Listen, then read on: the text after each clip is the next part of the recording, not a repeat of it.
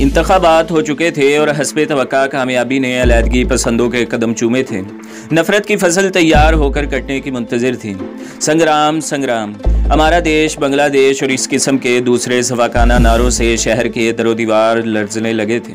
दिलों की गलाजतें आंखों में ढलकर शोलों का रूप धार गईं। नफरतों ने जला पाई। बाहर के चौधरियों ने गड़े मुर्दे उखाड़ कर मकामियों को बताया, तुम तो शुरू ही से इस्तेहसाल के शिकंजे में कसे रहे हो, तुम्हें तो लूटा जा रहा है। अरे बुज़दिल हो गए हो क्या? आगे बढ़ो और अपना हक छीन लो। क्रोध की देवी इनके मन आंगनों में बराजमान हो गई। जब हमें जहर चुकानियों का इल्म हुआ तो दुश्मन वार कर चुका था।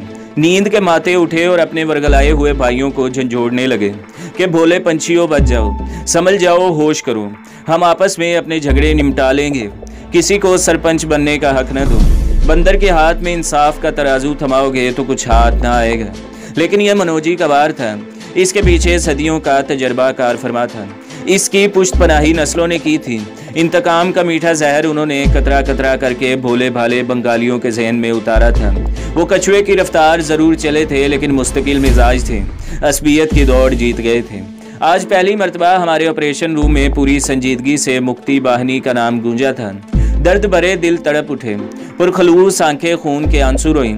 खुदाया ये दिन भी आना था जब हमें अपनों पर गोली चलाना पड़ेगी। जाने कितने दिलों से आहें निकली, कितनी पेशानियां सजदा रेज हुईं, पर दुआएं मुस्तजाब न हुईं। जेंटलमैन यूनिवर्सिटी संभालो। मेरे ऑफिसर इंचार्ज ने एक फ़ाइल मेरी तरफ बढ़ा दी। इंटेलिजेंस रिपोर्ट में आज अमन पसंदों के एक जलसे में तकरीबकारों के एक हमले की निशानदेही की गई थी। मैं बोझल कदमों से बाहर खड़ी जीप में बैठ गया। आर्मोर ड्यूटी की वजह से मैंने सादा कपड़े पहन रखे थे। अब मुझे ज़्यादा काम इसी रूप में करना था। मेरे साथ वाले जवान भी सिविलियन कपड़े पहने हुए थे। पुलिस वहाँ तैनात ज़रूर थी लेकिन एतमाद किस पर करती। ये जलसा यूनिवर्सिटी ग्राउंड में हो रहा था और मुहिब्बे वतन तलबा तंजीमों ने मिलकर किया था, जिन पर अवामी लीग के तलबा तंजीम के हमले का डर था, क्योंकि ये लोग किसी को बात करने की मोहलत देने के लिए भी तैयार नहीं। यूनिवर्सिटी के गिर्द कुछ मुजाहिद फोर्स के जवान मौजूद थे, लेकिन जिस शिद्दत से तकरीबकार सरगर्मी अमल थे, इनके सामने ये लोग बेबस हो जाते। आम नौइयत का सियासी जलसा होता तो और बात थी। मैंने जीप जलसागाह से दूर ही खड़ी कर दी और ख़ुद पैदल इसकी तरफ रवाना हो गया। एक नन्हा सा जेबी ट्रांसमीटर और पिस्तौल मेरे पास थे। जलसा करने वाले खासे पुरजोश दिखाई देते थे। मुकर्ररीन दो तीन फ़िक्रे कहकर तहसीन तलब नज़रों से मजमे की तरफ देखते हैं तो नौजवान लड़के और लड़कियां पाकिस्तान और इस्लाम की हमायत में नारे बुलंद करते हैं। मुझे वहाँ खड़े अभी बमुश्किल 5 मिनट ही गुजरे थे कि जलसागाह के सामने बने हुए हाल से जुलूस की शक्ल में मुसल्ले गुंडे नमूदार हुए। इनकी कमान एक हिंदू सरमायादार का बेटा कर रहा था, जिसका बाप अलहदगी पसंदों में एक मुमताज़ हैसियत रखता था और हाल ही में अवामी लीग के टिकट पर मुंतखब हुआ था। नौदारों ने आओ देखा न ताओ जलसागाह पर पल पड़े। इनकी तादाद 50 के करीब होगी। ज़्यादातर लोग लोहे की सलाखों और इस किस्म की दूसरी चीज़ों से मुसल्ले थे। उन्होंने वैशियों की तरह सलाखों से बेगुनाह तलबा व तालबात को पीटना शुरू कर दिया। मुजाहिद फोर्स के जवान इनकी मदद को आगे बढ़े तो उनके लीडरों ने, जिनमें से बेशतर ने स्टेन गन्ने उठा रखी थी, इन पर फायरिंग शुरू कर दी। अब मुश्किल ये थी कि मुजाहिद फोर्स के जवान अगर इनकी फायरिंग का जवाब देते तो बेगुनाह तलबा भी इनकी गोलियों का निशाना बनते। वो बादल नखास्ता पीछे हट गए। मैंने अपने साथियों को सिग्नल दिया था। वो चंद लम्हों ही में वहाँ पहुँच गए और बरक रफ्तारी से हमलावरों पर झपटे। आर्मी को देखकर तकरीबकार हौसला हार गए। मेरे जवान तरबियत याफ्ता थे और इस तरह फायरिंग कर रहे थे कि गोलियां सिवाय हमलावरों के और किसी का कुछ न बिगाड़ सकी। खुद मैंने जीप की आड़ में मोर्चा कायम कर लिया था। शायद एक तकरीबकार ने मुझे वहाँ छुपे देख लिया। वो स्टेन गन थामे जीप की तरफ लपका और गुस्से और नफरत से गालियाँ बकता जीप पर फायरिंग करने लगा। सूरत हाल ऐसी थी कि अगर मैं उस पर गोली न चलाता तो वो मुझे मार ही डालता। वार्निंग की मोहलत भी ख़तरनाक थी। मैंने जीप के नीचे लेटकर कलाबाजी खाई और इसकी फायरिंग से बचने के लिए ज़मीन पर लुढ़कियाँ खाते हुए इस पर गोलियाँ चला दी। मैं उल्टा लटक कर झूलते हुए भी निशानाबाजी की मशक में अव्वल आ चुका था। गोली इसका सीना चीरती हुई दूसरी तरफ निकल गई। इसकी आंखों में हैरत की परछाइयाँ लहरा रही थीं। मैंने बिल्कुल गैर मुतवक्के तौर पर इसे निशाना बनाया था। इसे तो यही उम्मीद थी कि इसने जो ब्रेस्ट मुझ पर फेंका था वो अपना काम कर गया था, लेकिन नतीजा इसके बिल्कुल बरक्स निकला। फिर एक लम्हे के लिए तो मैं भी सन्नाटे में आ गया। इसने ज़मीन बॉस होने से पहले ही ट्रिगर दबा दिया था। अगर मेरी छठी हिस्स काम ना करती तो मैं अचानक एक तरफ जिस तरह लगा जाता तो मेरे जिस्म में कई रोशनदान अब तक नमूदार हो चुके होते। मैंने इसे मजीद मोहलत दिए बगैर ही ज़मीन पर गिरते गिरते निशाना बनाया और मेरी चली हुई गोली इसकी खोपड़ी में जा घुसी। मैं अभी ज़मीन से उठकर कपड़े ही बमुश्किल झाड़ पाया था कि एक नौजवान लड़की और इसके ताक़ुब में खंजर बरदार गुंडे को अपनी तरफ भागते पाया। वो बेचारी फौज की जीप को जायामान समझकर अपनी इज्जत बचाते इस तरफ भाग आई थी।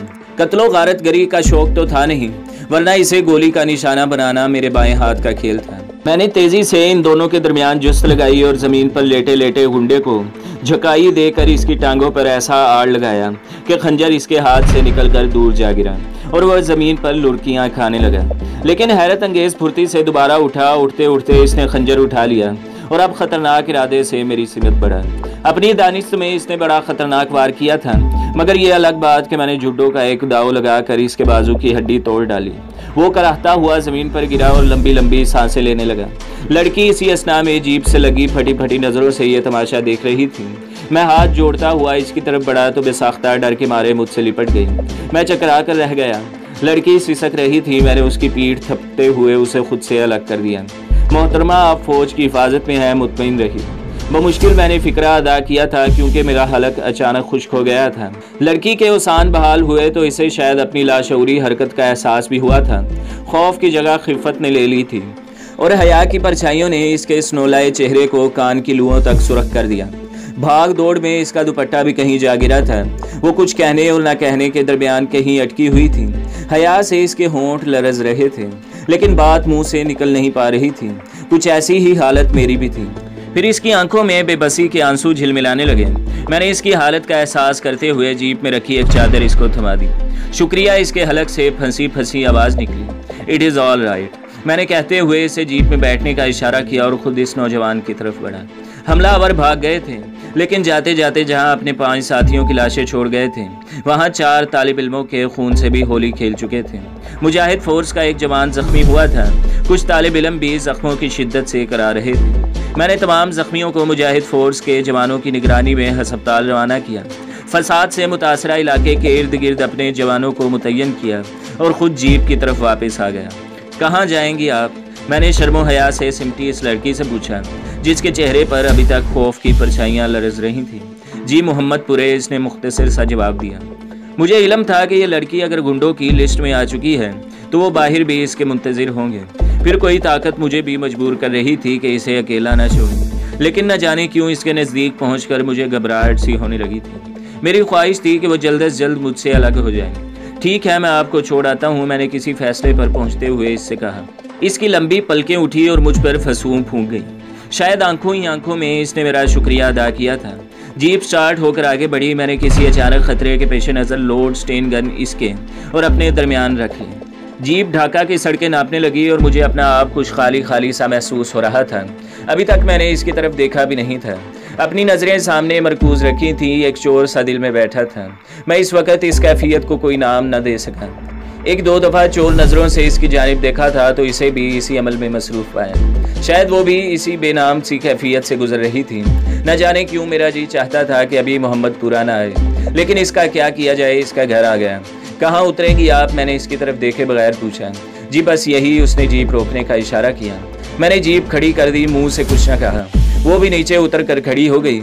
सिर्फ एक लम्हे के लिए इसने मेरी तरफ आंख भर कर देखा और बोली, आपने मेरी जान बचाई है, आपका बहुत शुक्रिया।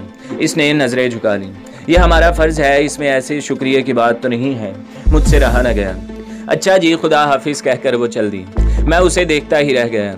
अभी मैंने एग्निशन में चाबी घुमाई थी कि वो ठटक कर रुक गई। दोबारा मुड़कर वो मेरी सिमत आ रही थी। मैं आपको चादर लौटाना तो भूल ही गई। इसने मेरे करीब आकर पूछा। कोई बात नहीं, मैंने अजीब से लहजे में बोला। हकीकत यह है कि अभी तक मैं नॉर्मल होकर इससे गुफ्तगू ही नहीं कर पा रहा था। इतने में गली के नुक्कड़ से जिसके सामने हम खड़े थे, इसमें से एक नौजवान को नमूदार होते देखा। वो हमारी तरफ आ रहा था। भैया, जैसे ही लड़की की नज़र इस पर पड़ी वो इससे लिपट गई। आंसा, क्या हुआ, क्या बात है? नौजवान ने यह सवाल हम दोनों से किया था। जवाब में तकरीबन रोते हुए उस लड़की ने अपने भाई को सारी बात बता दी। नौजवान की नज़रें एहसासे तशक्कुर से झुकी हुई थीं। इसने बेकरारी और गर्मजोशी से मेरा हाथ दबाकर शुक्रिया अदा किया और मुझे घर चलने की दावत दी। मेरा नाम उस्मान है, उस्मान भाई, इसने अपना तारुफ करवाया। शुक्रिया उस्मान भाई, फिर कभी इंशाल्लाह मिलेंगे। मैंने इससे इजाज़त चाही। वो लोग तो मुझे घर ले जाने पर वजीद थे, लेकिन मेरे ज़मीर ने गवारा न किया कि ड्यूटी के दौरान मैं किसी सिविलियन का मेहमान बनूं। चादर मैंने इसके पास ही रहने दी। इस वक्त तो मुझे अपनी ये हरकत लाशऊरी ही महसूस हुई, लेकिन बाद में एहसास हुआ कि मैंने दिल के हाथों मजबूर होकर ऐसा किया था। ये मेरी और आंसा की पहली मुलाकात थी, और ये कहना बेजाना होगा कि पहली ही मुलाकात में बंगाल का जादू अपने रिवायात के मुताबिक सर चढ़कर बोला था। एक बेनाम सी खलश ने अंदर ही अंदर मुझे काटना शुरू कर दिया था। एक ऐसी कैफियत मुझ पर तारी हो गई थी जिसे अहले दिल शायद मोहब्बत का नाम देते हैं। मैं हैरान हो गया। मोहब्बत तो मेरी मौजूदा ज़िंदगी के सिलेबस का कोई मजमून ही न था। मेरी ज़िंदगी तो जंगलों, पहाड़ों और नदी नालों में मुनक़सिम थी। मुझे तो जीने से ज़्यादा मरने के आदाब सिखाए जाते थे। फिर ये आखिर क्या था? और फिर रात को जब बिस्तर पर लेटने के काफ़ी देर बाद तक मेरी सोचों पर आंसा छाई रही, तो मैंने शऊर की तमाम तर गहराइयों से इस हकीकत को कबूल कर लिया कि लंबी पलकों और गहरी आंखों वाली सांवले रंग की इस धान पान सी लड़की ने मुझे अंदर से तोड़ डाला था।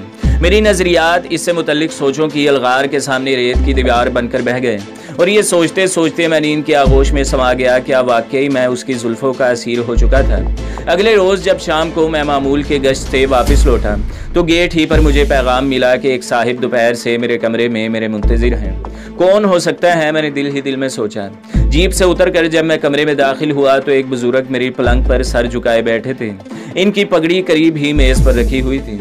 मेरे कदमों की आहट पर उन्होंने नज़रें उठाई तो ज़मीन ने मेरे कदम पकड़ लिए, बिल्कुल इसी तरह जैसे तमाशा देखने वाले मदारी कभी जंतर मंतर फूंक कर सामने बैठे हुए आदमी के पाँव बांध कर इसे चलने से लाचार कर देते हैं। मेरे सामने चाचा मंजूर बैठा था। नायक मुनीर शहीद का बाप ये हिजरत कर जाने वाला लम्हा था। भाग जाओ, मेरे अंदर कोई ज़ोर ज़ोर से चिल्लाने लगा, लेकिन मैं सहरज़दा सा खींचा चला आया। चाचा, मेरे मुंह से आह निकली। पुत्र, वो कराहा। हम दोनों आपस में लिपट गए। नजरें टकराई तो मेरी आंखों में नमी तैर रही थी। चाचा पुरसुकून था। पुत्र, मैं रोने नहीं आया। शहीदों के माँ बाप रोया नहीं करते। खामोश होकर इसने पगड़ी उठाकर सर पर रख ली। मैं हैरत से चाचा मंजूर के चेहरे को तक रहा था। इसके चेहरे पर यास वालम के साए साफ नजर आ रहे थे, मगर आंखों में आंसू नहीं थे। मैं टुकर टुकर इसका चेहरा देख रहा था। मुझे हर लम्हा यही तवक्का थी कि यह देहाती बूढ़ा बिलबिला उठेगा, बैन करेगा। अभी इसकी आंखें अश्कों के दरिया बहाएंगी।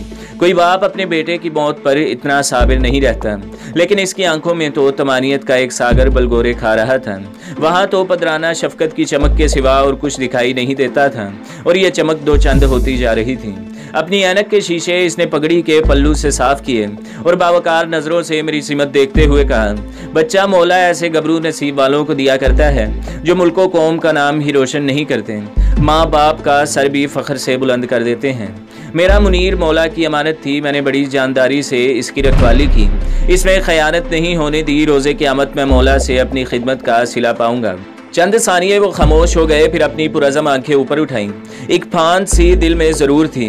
बच्चा जी चाहता था उसकी जाए शहादत देखूं, इससे मिलूं जो इसके संगी थे, जो इसके साथ मौजूद थे। मेरा गबरू बड़ा जीदार था। कबड्डी में पूरे गांव में इसका सानी नहीं था, और हारना तो इसने सीखा ही नहीं था। इसका एक ही भाई था। मौला ने बचपन में इसे ले लिया। कोई कोताही हुई होगी हमसे इसकी हिफाजत में। अब हमारा सब कुछ हमारा मुनीर ही था। बच्चा सांस की डोरी उम्र ढलते टूटने लगती है, लेकिन यहाँ तो दुख के साए लंबे ही लंबे होते चले जा रहे हैं। मैं उसके हर साथी से उसकी कहानियाँ सुनने आया हूँ। मैं चाहता हूँ वापस जाऊँ तो इसकी माँ को सुनाने के लिए बहुत कुछ लेकर जाऊँ। बच्चा, हमें कोई शिकवा नहीं। बाकी उम्र इसकी यादें समेटते ही गुजर जाएगी। बस कभी कभी सुगरा का ख्याल बेचैन किए देता है। जानते हो इसने क्या किया है? इतना कहकर वो खामोश हो गए। मैं मुंह से बोला नहीं, सिर्फ इस्तफहामिया नज़रों से इनकी सिमत देखा। बच्चा, वो मुनीर की शहादत के बाद लाल जोड़ा पहने हमारे हाथ चली आई। वो कहती है अब सारी ज़िंदगी इसी चौखट पर गुजारेगी। सारा गांव मिन्नतें कर चुका है, लेकिन किसी की सुनती ही नहीं। जाने कितनी लंबी उम्र है इसकी, कैसे गुजारेगी? एक ठंडी आ भरकर वो खामोश हो गए। मेरे अंदर आरी सी चल गई। इनका एक एक लफ्ज़ निस्तर बनकर दिल में उतर रहा था। शाम तक मुनीर की कंपनी के जवानों को खबर पहुंच गई। वो सब मेरे कमरे में शहीद के वालिद से मिलने चले आए। इन सब की आंखों में पंजाब के इस बूढ़े के लिए, जिसे इस गांव से बाहर शायद कोई पहचानता भी न था, अकीदत व एहतराम का समंदर ठाठे मार रहा था। मैं उन्हें दो जवानों के हमरा जीप में बिठाकर इस मकाम पर ले गया जहां इनका बेटा अमर हुआ था। चाचा मंजूर ने झुककर इस मिट्टी को बोसा दिया, फिर जीप से एक पोटली निकाल कर इसमें मिट्टी भर ली।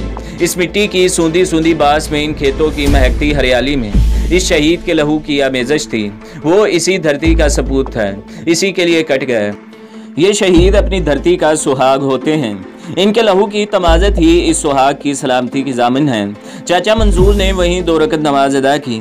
हमारे साथ वो कंपनी हेडक्वार्टर के दरवाजे तक गए, फिर वहीं उतर गए। दरवाजे के बाहर परचम लहरा रहा था। उन्होंने एहतरामन खड़े जवानों पर नज़र दौड़ाई। बच्चा, इस परचम की हरियाली में मेरे जिगर का लहू भी शामिल है, इस लहू की लाज रखना। इतना कहकर वो वापस पलटे। चंगा बच्चा, रब रखा, अल्लाह तुम सबको अमान में रखें। चचा, खुदा के लिए एक रात तो हमारे मेहमान रहो, किसी और नाते भी तुम पर मेरा कोई हक है। मैंने सिसकते हुए कहा, नहीं बच्चा, मैं तुम्हारा इतना वक्त भी ना लेता, लेकिन अब मैं मुतमईन होकर वापस जा रहा हूँ। तुम्हारा वक्त, तुम्हारी एक एक सांस कौम की अमानत है। इतना कहकर उन्होंने मुझे गले लगाया, फिर बारी बारी बाकी जवानों से गले मिले और वापस चले गए। दूसरे रोज़ जब मैं किसी ताज़ा खबर का मुंतज़िर था, वायरलेस में ज़िंदगी पैदा हुई। ऑपरेटर ने फौरी एयरफोन कानों पर लगा लिए।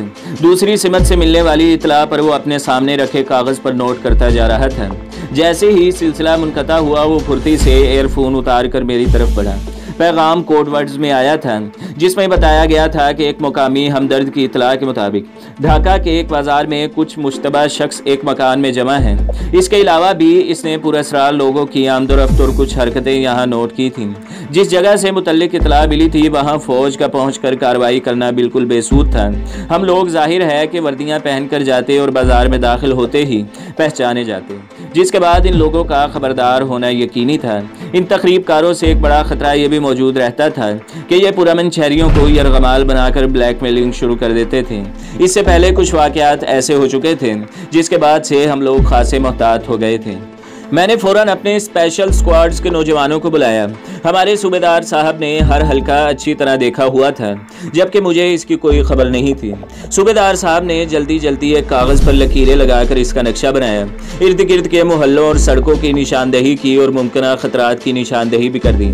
मैंने चंद मिनट के बाद ही मौका मोहल की मुनासबत से मनसूबा तरतीब दे लिया था। तमाम जवानों को मैंने सिविल कपड़े पहनाए। ज़रूरी लेकिन हल्का असला इनमें छुपा हुआ था कि काफ़ी गौर से देखने पर ही नज़र ना आ सके। इसके बाद एक एक करके मैंने तमाम जवानों को मुख्तलिफ रास्तों से बाहर निकाला और ख़ुद भी पैदल ही इस तरफ चल दिया। हमने ऑपरेशनल ऑफिस सिविलियन एरिया ही में बना रखा था। आम लोगों की नज़रों से तो पोशीदा था, लेकिन मुझे ये उम्मीद नहीं थी कि मुक्ति बाहिनी को भी इसका इल्म न रहा हो। मुक्ति बाहिनी जिन अफराद पर मुश्तमिल थी, इनमें से अक्सर का तल्लुक मुसल्लह अफवाज की ईस्ट बंगाल रेजिमेंट से था। ईस्ट पाकिस्तान राइफल, APR और मशरक़ी पंजाब की पुलिस से भी था। इनके अफसर ज़्यादातर भारत की बाकायदा अफवाज के SSG के ऑफिसर होते थे, जो बंगालियों का रूप धार कर इनमें काम कर रहे थे। इन गैर मुल्कियों का इल्म सिवाय खसूसी लोगों के और किसी को नहीं होता था, और आमतौर पर भगोड़े बंगाल यही समझते थे कि अफसरों का ताल्लुक भी इन्हीं से है। इन भगोड़े फौजियों को जो असले समेत सरहद पार कर गए थे, भारतीयों ने हाथों हाथ लिया था और इनमें से खास लोगों को मुंतखब करके अपनी मिलिट्री एकेडमियों में खसूसी तरबियत देकर दोबारा मशरिक़ पाकिस्तान में दाखिल कर दिया था। आम भगोड़ों के लिए सरहद के नज़दीक ही ट्रेनिंग सेंटर कायम कर दिए गए थे, जहां भारतीय फ़ौज के आला अफसरान दिन रात इनकी तरबियत कर रहे थे। शुरू में इन बागियों को आम किस्म का असला मुहैया किया जाता था, फिर देखते देखते भारतीयों ने उन्हें पुख्ता असला भी मुहैया कर दिया, जिसमें फील्ड गन्नें भी थीं। ये भारतीय असला बड़े मुनज़्ज़म और खुफिया तरीके से इनको पहुँचाया जा रहा था। इसके लिए भारतीय फ़ौज की सबसे ज़्यादा मदद इन नदी नालों ने की थी और जंगलात के छोटे छोटे सिलसिलों ने, जो यहाँ कदम कदम पर पाए जाते थे। भारत के साथ मशरिक़ी पाकिस्तान की सैकड़ों मील लंबी सरहद मिलती थी और हमारे पास बहुत थोड़ी नफरी मौजूद थी। या तो हम अंदरूनी मुल्क इनकी तखरीबी कार्रवाइयों पर कंट्रोल कर पाते, या फिर सरहदों के चप्पे चप्पे पर अपने नौजवानों को खड़ा कर देते। सरहद से मशरिक़ी पाकिस्तान के तमाम शहरों तक दरियाओं और नदी नालों के सिलसिले फैले हुए थे। मुक्ति बाहिनी के तखरीबकार सरहदों पर असला वसूल करके नदी नालों में कश्तियों के ज़रिए आगे बढ़ा देते और मुख्तलिफ हाथों से गुजर कर वो बिलाखिर अपने मतलूबा मुकाम पर पहुँच जाता। ये काम वो सीधे सादे मांझियों का रूप धार कर करते थे। हम सारे मशरिक़ी पाकिस्तान के नदी नालों की नाकाबंदी नहीं कर सकते थे। फिर बदकिस्मती से मकामी आबादी अपनी मर्जी या खौफजदा होकर बहरहाल इनकी मदद करती थी और उन्हें मुतबादल रास्ते मुहैया कर देती थी। इसके बरक्स हमारे साथ अदम ताउन किया जाता था। अक्सर हमारे ट्रोप्स को बहका कर वो लोग मुक्ति बाहिनी के घेरे में ले जाते और ख़ुद खिसक जाते। अक्सर मुक्ति बाहिनी को शक गुजरता कि कोई बंगाली हमारी मदद कर रहा है, तो उसे हर सूरत मौत के घाट उतार देते, ख्वाह इसके लिए उन्हें कितनी ही कुर्बानी क्यों न देनी पड़ती। इस तरह से असल में वो लोगों को मजबूर कर देते कि वो सिर्फ इनकी मदद करें और इनके इशारों पर आंखें बंद करके अमल पैरा हों। मुक्ति बाहिनी ने अपनी कार्रवाइयों का आगाज़ भी मुहिब्बे वतन लोगों पर हमला करने, इनकी अमलाक लूटने और नजर आतश करने से किया था और उन्होंने चुन चुन कर ऐसे तमाम लोगों को कत्ल कर दिया जिनके मुतल्लिक उन्हें ज़रा सा भी शक था कि वो पाकिस्तान से हमदर्दी रखते हैं। लेकिन आफरीन हैं लोगों पर भी, वो इतने जुल्म और ज़्यादतियाँ बर्दाश्त करने के बावजूद सिर्फ पाकिस्तान का दम भरते थे और हमारे सामने कभी हरफे शिकायत ज़ुबान पर न लाते। आज भी जब इन सरफरोशों की कुर्बानियाँ याद आती हैं तो बेइख्तियार मेरी पलकें नम हो जाती हैं और मेरा सर फर्द अकीदत से इन शहीदों के हुजूर झुक जाता है और मेरा ईमान है कि इनकी कुर्बानियाँ ज़रूर रंग लाएंगी। अपने ही मुहिब्बे वतन अफराद हमारी चोरी छुपे मदद किया करते थे और खुफिया इतलात हमें पहुँचाया करते थे। गो के इनकी आड़ में मुक्ति बाहिनी वाले अपना काम दिखाया जाते थे। वो अपने आदमियों को हमारी हमदर्दी का लिबादा उड़ाकर इन लोगों में दाखिल कर देते और गलत इतलात पहुँचाकर हमारे जवानों को इनके सामने चारा बनाकर फेंक देते। कई मरतबा ऐसी इतलात गलत साबित हो चुकी थी, लेकिन हमें इन पर अमल ज़रूर करना पड़ता था क्योंकि इनके सिवा और कोई चारा ही नहीं था। आज भी ऐसे ही एक मुहिब्बे वतन की इतला पर हम ये कार्रवाई करने जा रहे थे। सबसे पहले मैं और सूबेदार साहब सिविलियन कपड़ों में वहाँ पहुँचे थे। मतलूबा मकान के नज़दीक जाकर हमने इसके चारों तरफ घूमकर इसका जायज़ा लिया। ये 2 मंजिला मकान था जिसकी छत दूसरे मकानात से मिलती थी। इलाका पुराना और रिहायशी किस्म का दिखाई देता था। अपनी दानिश में दुश्मन ने बड़ी चालाकी दिखाई थी और इसके फरार की तमाम राहें खुली हुई थीं। हमें इस बात का इल्म भी था कि इर्द गिर्द के मकानात में भी इनके हमदर्द ही रहते हैं जो वक़्त आने पर इन्हें हर किस्म की मदद भी पहुँचा सकते हैं। अब हमारे जवान भी एक एक 2-2 की शक्ल में पहुँचना शुरू हो गए थे और मैं उन्हें इशारा किनाये से सूरत हाल बतलाकर इनके फ़राइज़ से आगाह भी करता जा रहा था। करीबन 20 मिनट के बाद ही तमाम जवान अपनी अपनी जगह मुस्तैद खड़े मेरे इशारे के मुंतज़िर थे। मेरा इशारा पाते ही जवान बिजली की तरह हरकत में आए और चारों तरफ से दीवारें फलांग कर इर्द गिर्द के 2-3 मकानात में दाखिल हो गए। इनके ज़िम्मे वहाँ के मकीनों को काबू करके मकानात की छतों पर कब्जा करना था ताकि तखरीबकार ऊपर आएँ तो उन्हें अपना मुंतज़िर पाएँ। खुद मैं अपने साथियों के हमरा सीधा इस मकान में जा घुसा जहां तखरीबकार मौजूद थे। हमारे पास स्टेन गन्ने, कुछ दस्ती बम और धुआं फैलाने वाले बम थे। मेरे दोनों पहलुओं पर 2 जवान आगे बढ़ रहे थे। एक तरह से उन्होंने मुझे दोनों पहलुओं से कवर मुहैया कर रखा था। हम बहुत तेज़ी से भागते हुए अंदर आए थे, लेकिन अपनी तरबियत के मुताबिक आहट पैदा नहीं होने दी थी। मकान के बरामदे में ही एक कमरा दिखाई पड़ा जो शायद अंदर से बंद था। फौजी तरबियत के मुताबिक मैं और दूसरा जवान दरवाज़ों के दोनों पार्टों के साथ चिपक गए। हमने स्टेन गन्नों को फायरिंग की पोजीशन में बिल्कुल तैयार कर रखा था। मेरा इशारा पाते ही हमारे तीसरे साथी ने दरवाजे को जोरदार लात मारी और खुद परे जा गिरा।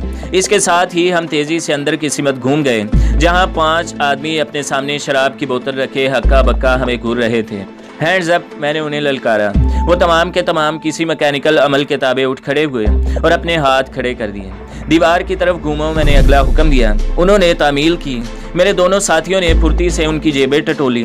5 की जेबों से भरे हुए रिवाल्वर बरामद हुए। मेरे साथियों को ऐसे लोगों से निपटने की खसूसी तरबियत दी गई थी। हमने बमुश्किल 2 मिनट में उन्हें बेदस्तों पा करके एक कोने में ढेर कर दिया।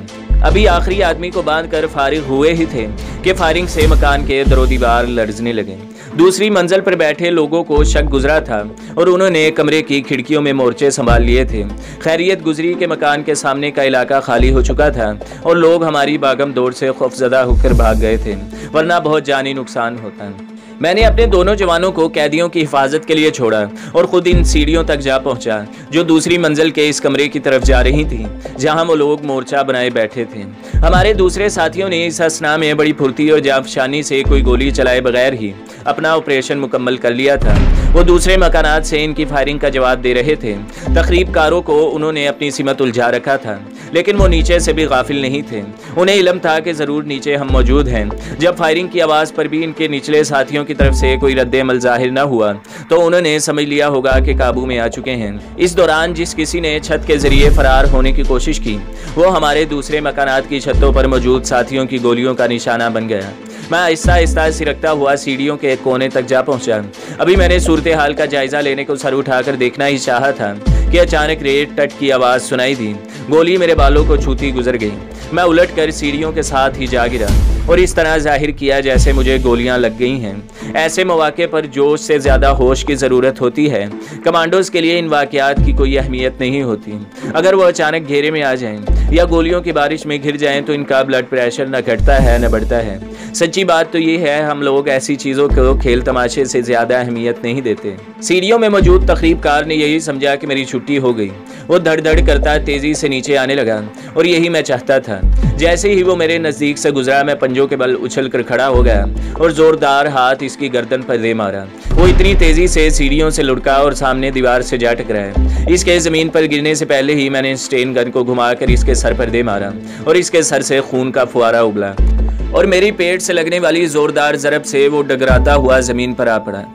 इससे फारिग होते ही मैं फुर्ती से सीढ़ियाँ चढ़ गया।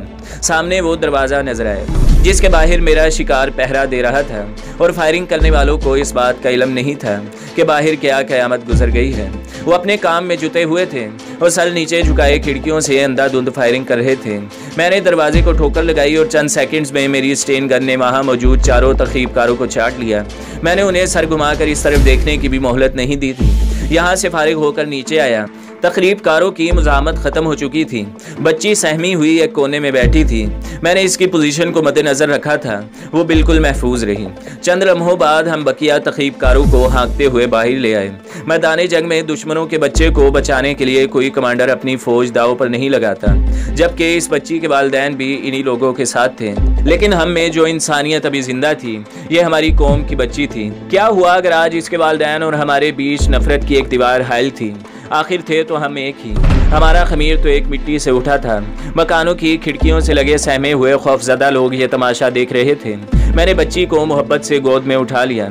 वो इतनी दहशतज़दा थी कि अभी तक इसके मुंह से आवाज़ भी नहीं निकल पा रही थी। इस दौरान इसके माँ बाप भी आ गए।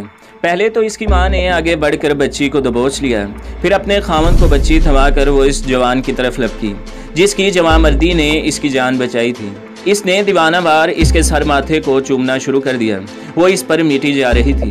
बच्ची के बाप की हालत दीदनी थी। वो टुकुर टुकुर अपनी बीवी को देखे जा रहा था। चंद मिनट के बाद ही एक एम्बुलेंस और ट्रक आ गए। हमने जख्मियों को एम्बुलेंस में डाला और खुद गिरफ्तार शुदगान के साथ ट्रक में बैठकर अपने हेडक्वार्टर की तरफ रवाना हो गए। तो दोस्तों, अगली किस्त देखने के लिए हमारे चैनल को सब्सक्राइब करें, वीडियो को लाइक करें और बेल के आइकॉन को भी दबा दें ताकि हर जो आने वाली वीडियो है वो आपको सबसे पहले मिलती रहे।